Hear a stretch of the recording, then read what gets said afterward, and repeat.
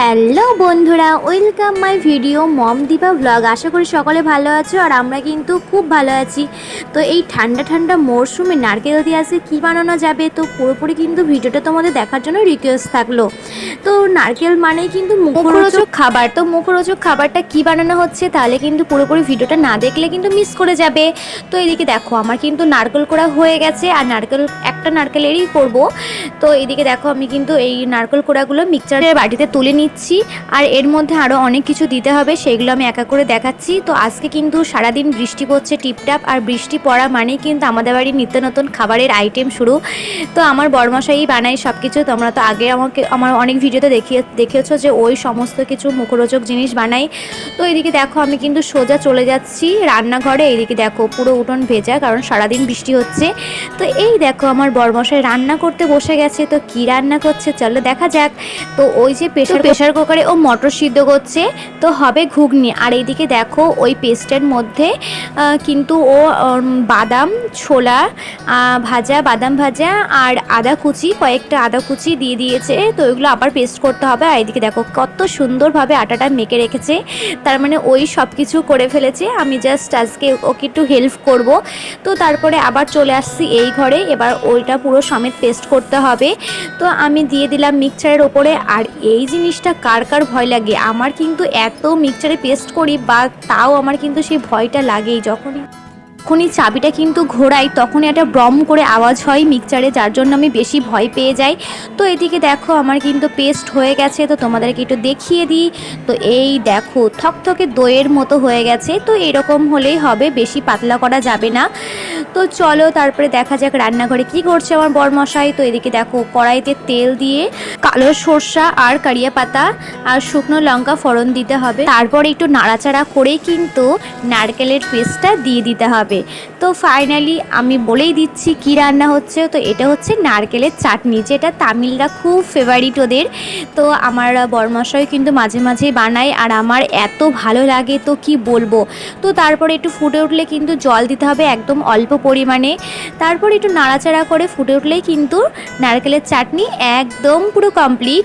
তো ভীষণই ইজি, তোমরা মাঝে মাঝে বানিয়ে খেয়েও এত সুন্দর লাগে কি বলবো। তারপরে এইদিকে দেখো ঘট করে বসে কি সুন্দরভাবে আটার লেচি বানিয়ে নিচ্ছে। এই দেখো কত সুন্দর গোল গোল করে একদম। তো তারপরে আমি একটু হেল্প করার জন্য বসেই পড়লাম। বেচাটার দিয়ে আর বেশি খাটানো যাবে না, তখন আবার রেগে টেগে যাবে। তো যাই হোক আমার বরের মতো কিন্তু লাখে একটা ভীষণ কিন্তু টেস্টি খাবার বানাতে পারে। আমি আবার মুখরোচক জিনিসগুলো কিন্তু খেতে ভীষণ ভালোবাসি, আর ও নিত্য নতুন জিনিস কিন্তু ভীষণ বানাই। তো ভাবছি ওকেও আমি একটা চ্যানেল খুলে দেবো ইউটিউবে, তো ওখানে ও নিত্য নতুন জিনিস বানাবে।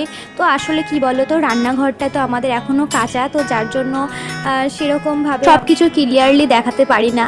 তো তারপরে এদিকে দেখো আমি কিন্তু একটা গোল রাউন্ড রুটি বেলে দিয়েছি, আর তার উপরে কিন্তু তেল লেপে নিচ্ছে। তো ভালো করে তেল লেপে তার উপরে কিন্তু কর্নফ্লাওয়ার ছড়িয়ে নিয়েছে। কর্নফ্লাওয়ারটা ছড়িয়ে নেওয়ার পরে এই যে মাঝখান দিয়ে একটু কেটে নিয়েছে, আর কাটার পরে কিন্তু ওটা রোল রোল করে ঘুরিয়ে পেঁচিয়ে নেবে আর কি। তো তোমরা দেখতে থাকো, না দেখলে কিন্তু বুঝতে পারবে না। তো এদিকে দেখো এই দেখো একদম কুলপির মতো বানিয়েছে, এই দেখো কুলপির মতো। তো যাই হোক তারপরে ওটা আবার মুড়িয়ে মুড়িয়ে আবার লেচি বানিয়ে নিচ্ছে আর একটা। এই দেখো যাই হোক আমার বরমশাই কিন্তু অত প্রশংসা শুনতে ভালোবাসে না, তো যার জন্য ওকে আমার একটু রাগাতে ভালো লাগে। তো এরকমভাবে বলছি বলে রেগে যাচ্ছে। তো ওই দুজনা যখন একসাথে রান্নাঘরে থাকি না, এত হাসি ঠাট্টা নানান ধরনের গল্পগুজবই হয়। সারাদিন তো আমাদের সেরকম সময় হয় না, ওর স্কুল মাঠ এটা ওটা করতে করতেই সারাদিন চলে যায়। তো এদিকে দেখো এরকমভাবেই পেঁচিয়ে পেঁচিয়ে লেচিগুলো আমাদের করা কমপ্লিট হয়ে গেছে। তো এবার কিন্তু কেবল প্রথম ভাগটা হয়েছে, এবার কিন্তু এইগুলো আবার তেল দিয়ে বেলতে হবে। তো প্রথমে কিন্তু আমি আটা দিয়ে বেলে নিয়েছি, এবার এটা তেল দিয়ে বেলতে হবে। তো এদিকে দেখো তোমরা কি বুঝতে পারলে যে আমি শেষমেশ কি বানাতে চলেছি আমরা। তো এই যে ফাইনালি আমি কিন্তু একটা বড় রুটি আবার বানিয়ে ফেলেছি। তো আমরা কিন্তু আজকে করছি লাচ্ছা পরোটা বলে, ছেঁড়া পরোটা বলে, যে যাই বলে না কেন, এই পরোটার কিন্তু অনেক ধরনের নাম আছে, এক একজনের এক এক নামে পরিচিত মানে জানে আর কি। তারপরে অনেকে কিন্তু এটাকে পিটানো পরোটাও বলে, মানে ওটাকে এরকমভাবে থাবিয়ে থাবিয়ে পিটানো হয় বলে, তো এটাকে পিটানো পরোটাও বলে। তো অনেক নাম রয়েছে এই পরোটার। তো এই দিকে দেখো, আর এটা কিন্তু ছেঁড়া ছেঁড়া মতো হয়ে গেছে, দেখেই বুঝতে পারছো। আর এই দিকে কিন্তু আমিও অনেকগুলো বেলে ফেলেছি, আর এইদিকে আমার বর ভাজতে থাকুক। তো এই পরোটাগুলো কিন্তু বাটার দিয়ে ভাজলে একটা সুন্দর সেন্ট হয়, আর বাটার দিয়েই ভাজতে হয়। বাট আজকে কিন্তু আমাদের বাড়িতে আপাতত বাটার নেই, তো আমরা অন্য সময় করলে বাটার দিয়ে করি, বাট বৃষ্টির জন্য বাজারে যেতে পারিনি, যার জন্য বাটার আনাও হয়নি। তো যাই হোক, আজকে তেল দিয়ে বানিয়েও খাবো, এটা একেবারেই খারাপ হবে না তেল দিয়েও। তো এইদিকে দেখো কত সুন্দর ছেঁড়া ছেঁড়া হয়ে গেছে, আমার বরমশাই কিন্তু তোমাদেরকে দেখিয়েই দিল।